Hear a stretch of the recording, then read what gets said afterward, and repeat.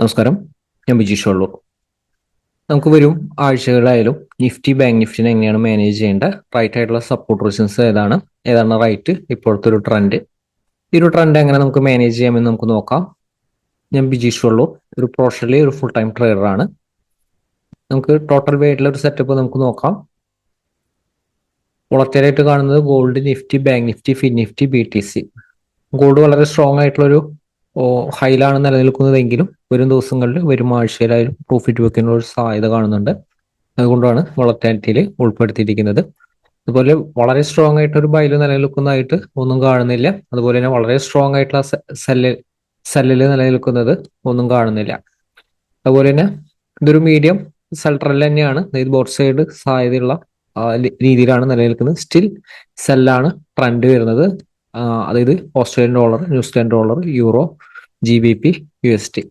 അതുപോലെ തന്നെ medium strong നിലനിൽക്കുന്നത് USD JPY, USD CHF, നാസ്ദാക്ക്, US oil. ഇപ്പോൾ ഒരു ആഴ്ചയിലായാലും നിഫ്റ്റി ബാങ്ക് നിഫ്റ്റിയുടെ സെറ്റപ്പ് നമുക്ക് നോക്കാം. നിഫ്റ്റിനെ കുറിച്ച് പറയുന്നതിനെക്കാട്ടി മുൻപ് തന്നെയായിട്ട് കഴിഞ്ഞ ആഴ്ചയിൽ ബജറ്റിന് മുൻപ് തന്നെയായിട്ട് നമ്മൾ നിഫ്റ്റിയുടെ ഒരു സെറ്റപ്പ് നൽകിയിരുന്നു. അതായത് നിഫ്റ്റിയുടെ ഒരു ബൈ സെന്റിമെന്റ് ഏതിന്റെ ഒരു മുകളിലാണ് നിലനിൽക്കുക നമ്മൾ സൂചിപ്പിച്ചായിരുന്നു. നിഫ്റ്റിയെ കുറിച്ച് നമ്മൾ കഴിഞ്ഞ വീഡിയോസിൽ വളരെയധികം ഇമ്പോർട്ടന്റ് നൽകി പറഞ്ഞിരുന്ന സപ്പോർട്ടാണ് 22,800. ഇനി ഫർദർ ആയിട്ടുള്ള സെല്ലിങ്ങിന്റെ ഓപ്പർച്യൂണിറ്റി 22,800 താഴെ ഹോൾഡിംഗ് ബേസിസിൽ നിലനിർത്തിയാൽ മാത്രമാണ് കാണുന്നുള്ളൂ. അതുകൊണ്ട് തന്നെ 22,800 താഴെയുള്ള സപ്പോർട്ട് റെസിസ്റ്റൻസ് ലെവലുകൾ നമ്മൾ നൽകുന്നില്ല. ഇത് നമ്മൾ കഴിഞ്ഞ ആഴ്ചയിൽ നൽകിയിരിക്കുന്ന വീഡിയോസിൽ പറഞ്ഞിരുന്നതാണ്. അതുപോലെ തന്നെ നിഫ്റ്റി ഒരു ഹയർ ലെവൽ എത്തിയൊരു സമയത്ത് മാത്രമല്ല നമ്മൾ നൽകിയിരുന്നത് 23,430 23,430 മുകളിലേക്ക് ക്ലോസിംഗ് ബേസിസിൽ ഒരു ക്യാൻഡിൽ നിലനിർത്തിയാൽ ഒരു പോസിറ്റീവ് സെന്റിമെന്റിന് സാധ്യതയുണ്ട്. പക്ഷെ വളരെ സ്ട്രോങ് ആയിട്ടുള്ള ഒരു പോസിറ്റീവ് സെന്റിമെന്റ് അല്ല. നിഫ്റ്റി ലോങ്ങർ ടൈം ഫ്രെയിമിൽ വീക്കറാണ്. ലോങ്ങർ ടൈം ഫ്രെയിമിൽ നെഗറ്റീവ് ആണ് നിഫ്റ്റി കാണുന്നത്. അപ്പൊ അതുകൊണ്ട് അടുത്തൊരു റെസിസ്റ്റൻസ് വരെയുള്ള ഒരു അപ്പ് മൂവ്മെന്റ് ആണ് സാധ്യത നമ്മൾ സൂചിപ്പിച്ചിരുന്നു. അതിനുശേഷം ആ ഒരു ഗ്യാപ് ഡൗൺ വന്നിട്ടും മാർക്കറ്റ് തിരിച്ചു കയറി. കാരണം ബൈലായിരുന്നു നിഫ്റ്റി, ഷോർട്ട് ടൈം ബൈലാണ് നിലനിർത്തിയിരുന്നത് അടുത്ത റെസിസ്റ്റൻസ് വരെ. അടുത്ത റെസിസ്റ്റൻസ് ലെവല് നമ്മൾ ഈ ഒരു 23,800 അടുത്ത് എത്തിയപ്പോൾ തന്നെ നമ്മൾ അപ്ഡേറ്റ് ചെയ്തിരുന്നു. യൂട്യൂബിൽ കമ്മ്യൂണിറ്റി പോസ്റ്റിൽ നമ്മൾ അപ്ഡേറ്റ് ചെയ്തിരുന്നു.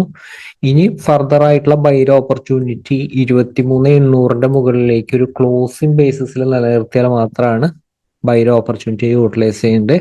അല്ലെങ്കിൽ ഈ ഒരു ലെവലിൽ നിന്ന് പ്രോഫിറ്റ് ബുക്കിങ്ങിന് സാധ്യത വരും. പക്ഷേ ട്രെൻഡ് സ്റ്റിൽ മീഡിയം പോസിറ്റീവിലാണ് നിലനിൽക്കുന്നത്. മീഡിയം വളരെ സ്ട്രോങ് ആയിട്ടുള്ള ഒരു പോസിറ്റീവ് ട്രെൻഡ് അല്ല. അതായത് വീക്കിലി ടൈം ഫ്രെയിമിലെല്ലാം നെഗറ്റീവ് ആണ് ട്രെൻഡ് സ്റ്റിൽ കാണുന്നത്. അപ്പോൾ ഈ ഒരു മൂവ്മെന്റ് ആയാലും അടുത്തൊരു സപ്പോർട്ട് ലെവൽ വരെയാണ്. ഇപ്പോൾ നിഫ്റ്റി ഇപ്പോൾ നിലനിൽക്കുന്ന ഒരു സിറ്റുവേഷൻ റെസിസ്റ്റൻസിന്റെ അടുത്ത് നിന്ന് ഒരു പ്രഷർ വന്നിട്ടാണ് നിലനിൽക്കുന്നത്. അതുപോലെ തന്നെ 23,430 സപ്പോർട്ട് ചെയ്യുന്ന ഒരു ബൗൺസ് ചെയ്തിട്ടാണ് നിൽക്കുന്നത്. അപ്പൊ ഇതിനെ നിലനിർത്തേണ്ട സപ്പോർട്ട് ലോവർ ലെവലിലാണ് നല്ല സപ്പോർട്ട് കാണുന്നത്. 23, അതായത് ഇതാണ് ആ ഒരു ബജറ്റിന്റെ സമയത്ത് വന്നിരിക്കുന്ന ലോ. ജസ്റ്റ് അതിന്റെ ഒരു തൊട്ട് താഴെയാണ് ഞാൻ ആ ഒരു സപ്പോർട്ട് എടുക്കുന്നത്. അതായത് 23,140 ഞാൻ സപ്പോർട്ട് എടുക്കുന്നത്. 23,140 താഴത്തേക്ക് ഒരു ക്ലോസിംഗ് ബേസിസിൽ നിലനിർത്തിയാൽ ഇത് കൂടുതൽ വീക്ക്നെസ് ആയിരിക്കും. അല്ലെങ്കിൽ ഈ ഒരു ട്രെൻഡ് റെസിസ്റ്റൻസിന്റെ അടുത്ത് നിന്നുള്ള ഈ ഒരു പ്രഷർ മാർക്കറ്റിൽ വരും. സപ്പോർട്ടിന്റെ അടുത്ത് നിന്നുള്ളൊരു ബൗൺസ് മാർക്കറ്റിൽ എക്സ്പെക്ട് ചെയ്യാം. ഹയർ ലെവലിലേക്ക് പോയാലും റെസിസ്റ്റൻസുകൾ ഉണ്ട്. പക്ഷെ 23,800 മുകളിൽ സസ്റ്റെയിൻ ചെയ്താൽ, ഹോൾഡിംഗ് ബേസിസിൽ സസ്റ്റെയിൻ ചെയ്താൽ 24,000 മുകളിൽ നിഫ്റ്റി ടച്ച് ചെയ്യും. 24,100 അടുത്താണ് ഇനി അടുത്ത റെസിസ്റ്റൻസ് വരുന്നത്. അതായത് 24,000 അതായത് ഹയർ ലെവലിലേക്ക് പോകും തോറൊക്കെ നിഫ്റ്റിക്ക് റെസിസ്റ്റൻസുകൾ ഉണ്ട്. അപ്പൊ ഓരോ റെസിസ്റ്റൻസിന്റെ മുകളിലും സസ്റ്റെയിൻ ചെയ്യണം. എന്നാലാണ് ആ ഒരു സ്ട്രെങ്ത് കിട്ടുള്ളൂ. ഇതിപ്പോ ഓരോ റെസിസ്റ്റൻസിന്റെ അടുത്തൊന്നും നിഫ്റ്റിയിൽ ആ ഒരു പ്രഷർ മാർക്കറ്റിൽ വന്നുകൊണ്ടിരിക്കുന്നുണ്ട്. അപ്പൊ അതുകൊണ്ട് കൃത്യമായിട്ട് സപ്പോർട്ട് റെസിസ്റ്റൻസ് അനുസരിച്ച് മാനേജ് ചെയ്യാനാണ് പറ്റുള്ളൂ. ബൈ ആൻഡ് ഹോൾഡ് എന്ന് പറയുന്ന രീതിയിലും അതുപോലെ തന്നെ ഷോർട്ട് സെൽ ചെയ്തതിന് ശേഷം ഹോൾഡ് ചെയ്യുന്ന രീതിയും നടക്കില്ല മാർക്കറ്റിൽ. കാരണം മാർക്കറ്റിന്റെ ഒരു സിറ്റുവേഷൻ അങ്ങനെയാണ്.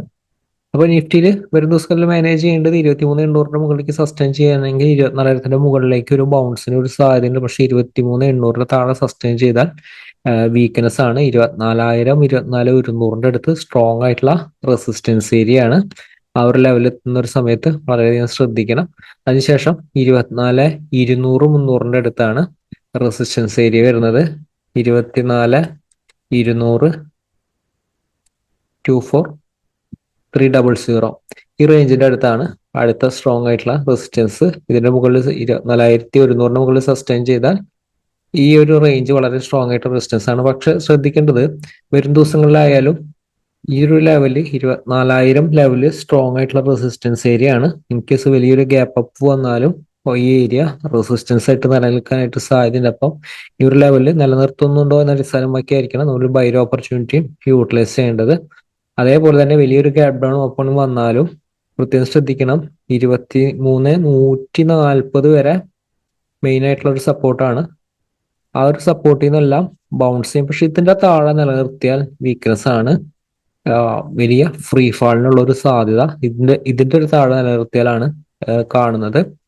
അപ്പൊ അതുപോലെ തന്നെ നമുക്ക് റൈറ്റ് ആയിട്ടുള്ള സപ്പോർട്ട് റെസിസ്റ്റൻസ് നോക്കാം.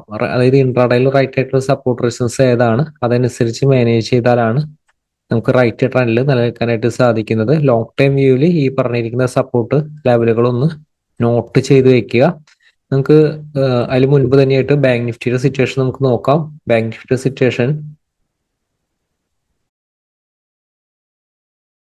സെയിം തന്നെയാണ്. സ്ട്രോങ് ആയിട്ടുള്ള ഒരു റെസിസ്റ്റൻസ് ഏരിയ എന്നുള്ള ഒരു പ്രഷറാണ് ബാങ്ക് നിഫ്റ്റിയിൽ വന്നിരിക്കുന്നത്.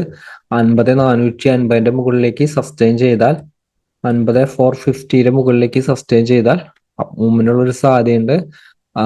51,600 അടുത്താണ് റെസിസ്റ്റൻസ് വരുന്നത്.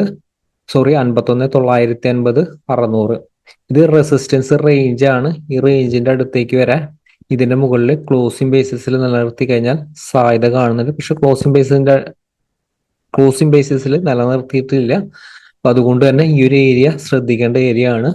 അതുപോലെ തന്നെ ബാങ്ക് നിഫ്റ്റിനെ ആയാലും ലോവർ ലെവലിലേക്ക് വരുമ്പോഴായാലും ശ്രദ്ധിക്കേണ്ടത് 49,450 ക്ലോസിംഗ് ബേസിസിൽ നിലനിർത്തേണ്ട സപ്പോർട്ടാണ്. ഈ ഒരു അപ്പ് മൂവ്മെന്റത്തിനായിട്ട് നിലനിർത്തേണ്ട ഒരു സപ്പോർട്ടാണ്. ഇത് നിലനിർത്തുന്ന അടിസ്ഥാനമാക്കിയായിരിക്കും ബാങ്ക് നിഫ്റ്റിയുടെ ഒരു മൊമെന്റം സ്റ്റാർട്ട് ചെയ്യുന്നത്. പ്രത്യേകം ശ്രദ്ധിക്കേണ്ടത് ഈ ഒരു ലെവലിൽ എത്തുന്ന ഒരു സമയത്തായാലും ഈ ഒരു ലെവലിൽ നിന്ന് ബൗൺസ് ചെയ്യാൻ, ഇൻ കേസ് ഇതിന്റെ താഴെ വന്നാലും ഈ ഒരു ലെവലിൽ നിന്ന് ഇതിന്റെ മുകളിലേക്ക് 49,450 മുകളിലേക്ക് സസ്റ്റെയിൻ ചെയ്ത് ബൗൺസ് ചെയ്യാനായിട്ട് ശ്രമിച്ചുകൊണ്ടിരിക്കും. പക്ഷെ വൺസ് ഇതിന്റെ താഴത്തേക്ക് ഒരു ക്ലോസിംഗ് ബേസിസിൽ നിലനിർത്തി കഴിഞ്ഞാൽ വീക്ക്നെസ് ആയിരിക്കും. ബാങ്ക് നിഫ്റ്റി വീക്ക്നെസ് ആയിരിക്കും. ഹ്യൂജ് ആയിട്ടുള്ള പ്രോഫിറ്റ് വയ്ക്കും. കാരണം ബാങ്ക് നിഫ്റ്റിയുടെ സിറ്റുവേഷൻ ലോങ്ങർ ടൈം ഫ്രെയിമില് വീക്ക്നെസ് ആണ്. പക്ഷെ ഡെയിലി ടൈം ഫ്രെയിമില് ചെറിയൊരു ബൈ ട്രെൻഡിലാണ്. അങ്ങനത്തെ ഒരു സിറ്റുവേഷനിൽ നിലനിൽക്കുമ്പോൾ ഇൻട്രാഡേയിൽ മാനേജ് ചെയ്യുന്നതാണ് ഏറ്റവും ബെറ്റർ. അങ്ങനത്തെ ഒരു സിറ്റുവേഷനിലാണ് നമ്മൾ കൂടുതൽ ഇൻട്രാഡേയിൽ മാനേജ് ചെയ്യാനായിട്ട് പറയുന്നത്. അപ്പൊ നിഫ്റ്റി ബാങ്ക് നിഫ്റ്റി ആയാലും ഇൻട്രാഡേയിൽ മാനേജ് ചെയ്യുക. നമുക്ക് നിഫ്റ്റിയുടെ റൈറ്റ് സപ്പോർട്ട് നമുക്ക് നോക്കാം.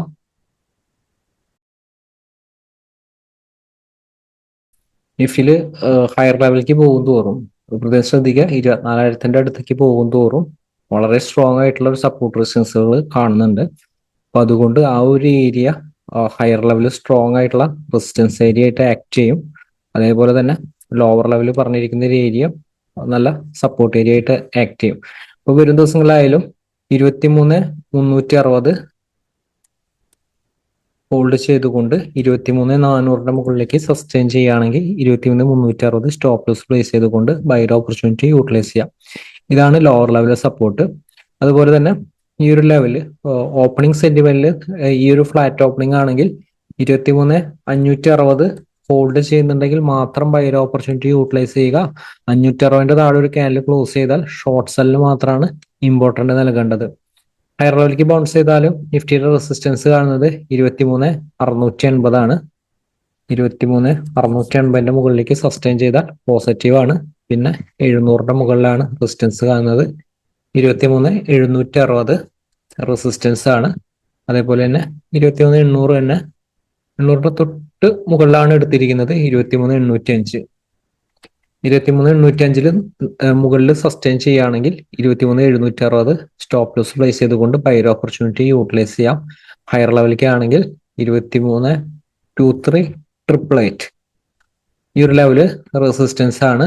അതേപോലെ തന്നെ ഈ ഒരു ലെവലിലും 23,930 അടുത്തും റെസിസ്റ്റൻസ് ആണ്. 23,888 ആ ഒരു ഏരിയ, 23,930 ഈ ഒരു ഏരിയയും ഹയർ ലെവൽ സ്ട്രോങ് ആയിട്ടുള്ള റെസിസ്റ്റൻസ് ആണ്. അതായത് നിഫ്റ്റി 800 മുകളിൽ സസ്റ്റെയിൻ ചെയ്താലാണ് ഇത് കുറച്ചും കൂടി ഈസി ആയിട്ട് ബ്രേക്ക് ചെയ്യാൻ പറ്റുന്നത്. അല്ലെങ്കിൽ ഈ ഒരു ഏരിയ ഒക്കെ ഇൻ കേസ് ഇൻട്രാഡേയിൽ ഈ ഒരു ഏരിയ ഒക്കെ വളരെയധികം ശ്രദ്ധിക്കേണ്ട ഏരിയ ആണ്. വരും ദിവസങ്ങളിൽ, വരും ആഴ്ചയിലായാലും 24,000 മുകളിലാണ് റെസിസ്റ്റൻസ് വരുന്നത്. 24,020, 24,000 മുകളിൽ സ്ട്രോങ് ആയിട്ടുള്ള റെസിസ്റ്റൻസുകൾ, ഒരുപാട് റെസിസ്റ്റൻസ് എടുത്തിട്ടുണ്ട്. 24,060, 24,100 തൊട്ടടുത്ത റെസിസ്റ്റൻസ് എടുത്തിട്ടുണ്ട്. കാരണം ഈ ഒരു ഏരിയ കുറച്ച് ഡേഞ്ചർ സോൺ ആണ് വരുന്നത്. റെസിസ്റ്റൻസ് 24,000 മുകളിലാന്നുള്ളത് പ്രത്യേകം ശ്രദ്ധിക്കാം. അതിന്റെ മുകളിൽ അഗ്രസീവ് ആയിട്ടുള്ള ബൈർ ഓപ്പർച്യൂണിറ്റി യൂട്ടിലൈസ് ചെയ്യാതിരിക്കാം. ഇപ്പൊ നിഫ്റ്റിയിലായാലും ഇത്തരം സപ്പോർട്ട് റെസിസ്റ്റൻസ് അനുസരിച്ച് മാനേജ് ചെയ്യുക.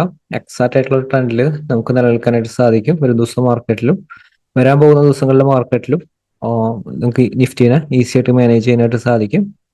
എന്തെങ്കിലും പുതിയ അപ്ഡേറ്റ് ഉണ്ടെങ്കിൽ വീഡിയോസ് നൽകുന്നതായിരിക്കും. നിഫ്റ്റിയിലായാലും കറണ്ട് സെന്റിമെന്റിൽ മാറുന്നു സിറ്റുവേഷൻ വളരെ സ്ട്രോങ് ആയിട്ടുള്ള അപ്പ് മൂവ്മെന്റത്തിനോ ഡൗൺ മൂവ്മെന്റത്തിനോ ഒരു സാധ്യത ഉണ്ടെങ്കിൽ പുതിയ വീഡിയോസ് നൽകുന്നതായിരിക്കും. എല്ലാവരെയും വലിയ ഷെയർ കമ്പനികളും പ്രതീക്ഷിക്കുന്നു. എല്ലാവർക്കും നന്ദി.